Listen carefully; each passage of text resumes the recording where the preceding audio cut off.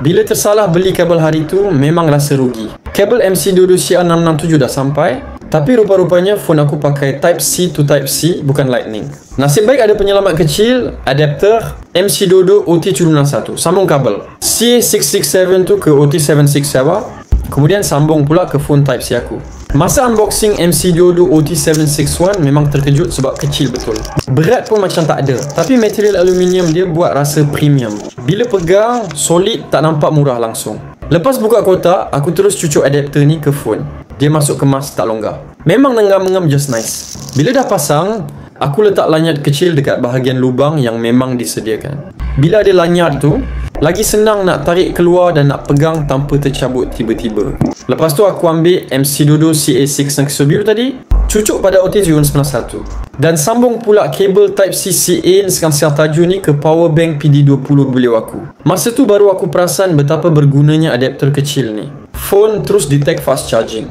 Tak payah tekan apa-apa, tak payah setting apa-apa, plug terus jalan. Bila cuba pula alih sambungan dari power bank ke phone, kemudian dari phone ke power bank, semuanya smooth sebab kedua-dua port Type-C memang boleh saling bertukar ikut keperluan. Adapter ni macam jambatan kecil yang jadikan kabel yang tersalah beli tadi. Terus boleh digunakan tanpa rasa rugi. Tujuan sebenar penggunaan MC22 OT761 ni memang simple. Bagi peluang kedua kepada kabel yang tersalah beli atau untuk orang yang ada banyak kabel berbeza tapi nak satu adapter kecil untuk satukan semuanya. Ia memang khas untuk charging sahaja. Tak perlu fikir pasal data atau audio sebab fungsi dia straight to the point. Hantar kuasa dengan stabil dan selamat. Fungsi lampu kecil pada MC22 OT791 pula memang membantu. Bila cucuk ke phone, lampu tu akan menyala tanda ada arus masuk dan adapter sedang berfungsi.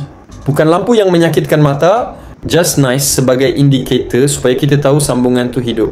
Bila dalam bilik gelap atau dalam kereta malam-malam, lampu tu memang berguna untuk pastikan kabel betul tersambung. Bila nak cabut pula, surprisingly sangat mudah. Sebab bentuk luar dia ada curve yang sedap dicengkam jari. Ditambah pula ada lanyard, memang lagi senang tarik tanpa risiko terlepas. Nak pasang pun cepat sebab body adapter ni pendek tapi lebar dia ngam untuk pegangan jari. Masuk ketat tapi tak sampai tahap susah nak tanggal. Kesimpulannya, dari masalah tersalah beli kabel terus jadi penyelamat harian.